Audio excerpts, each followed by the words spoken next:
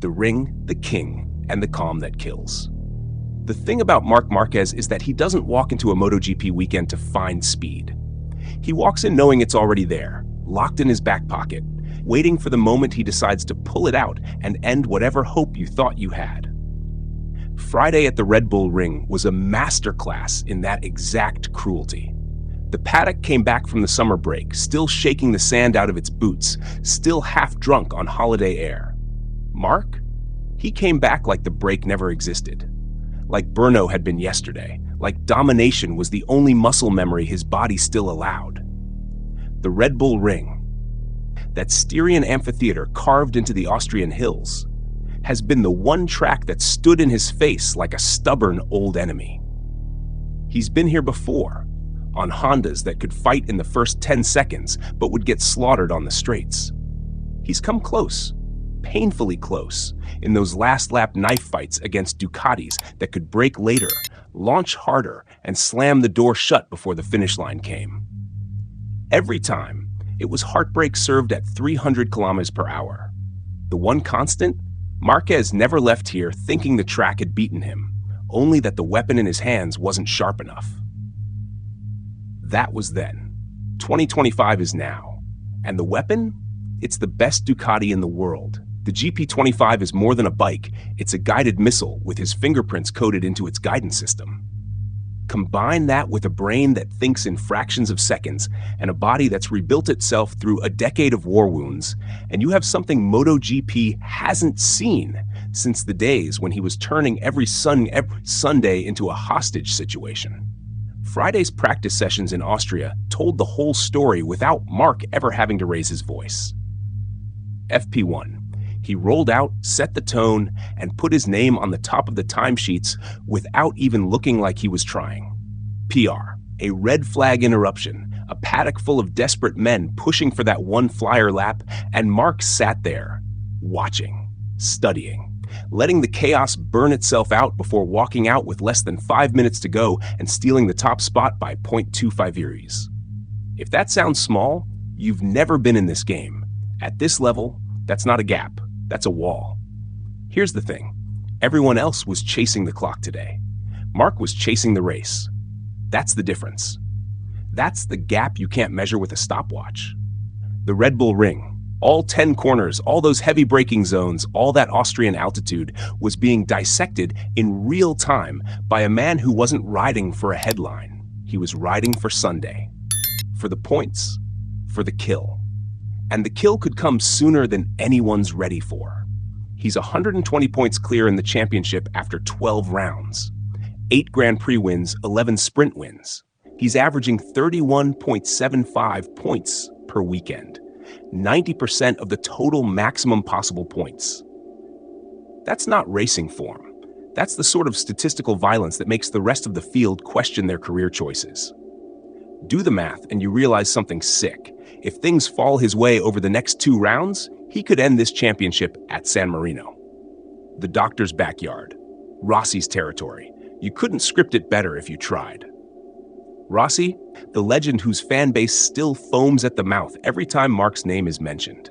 San Marino, the soil where Tavulia fans drape yellow flags across every balcony and turn the whole region into a shrine to the 46. Imagine Marquez walking in there, snuffing out the title fight before the espresso even cools. Imagine the silence. Imagine the noise. Either way, it would be cinematic carnage. Marc, of course, plays it cool. When the question came in the press conference on Thursday, could he win the title that early? He hit it with one word: impossible. You'd think that's humility. It's not. It's theater. It's control. Because when Marc calls something impossible, it's usually because he's already planned how to do it while making you think he hasn't even thought about it. But Austria's not giving him a free pass. The man across the garage, Pecco Bagnaia, has his own claim to this asphalt. 3 straight Grand Prix wins here before this season. A style that married perfectly with the old GP23 strengths, brutal braking, precise corner entry, and a rhythm that made the Red Bull Ring look like it had been built just for him. 2023, he beat the field by over 5 seconds. 2024, by more than 3. You don't lose that sort of relationship with a track overnight. Except, the GP25 hasn't been singing the same tune for Pecco. He's admitted it. The front-end feel hasn't been right. The braking confidence, his superpower here, took a hit. They tried the big 355mm brake discs at Aragon earlier this year, and he liked the feeling, but those aren't a universal fix.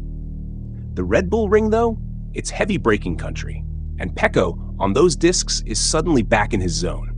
In PR, Bagnaia's long-run average was a whisper quicker than Marc's, 1 versus 129.737. Over 8 laps to Marc's 6. That's not domination. That's a hint. That's Pecco saying, I'm still here and I'm still coming for you on Sunday. Marc knows it too. He said it outright. Pecco is maybe the strongest one here, which is exactly the kind of line Marc throws out when he wants you to think about your own strengths more than his. Because here's the thing about Marc on a Friday. He's not just looking at the stopwatch. He's looking at you. Your body language in the box. Your tire choices. The way your rear end steps out on corner exit. He collects data the way snipers collect wind readings. Calm, silent, deadly. By the time warm-up laps start on Sunday, he's already got a mental map of exactly where you'll crack. And all this is playing out while KTM is having its homecoming.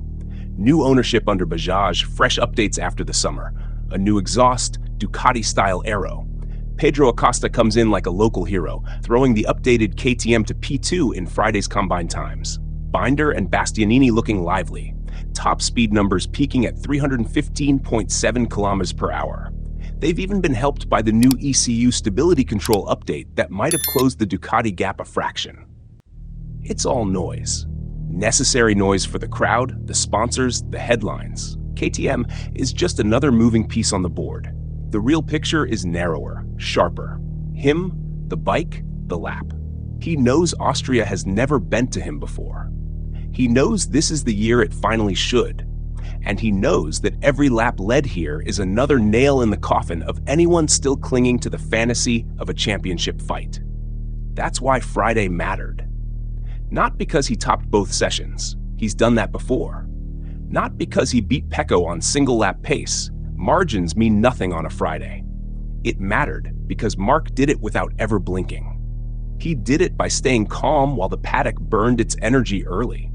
He did it by showing that when you hand him the best bike, even the places that used to haunt him start to feel like home.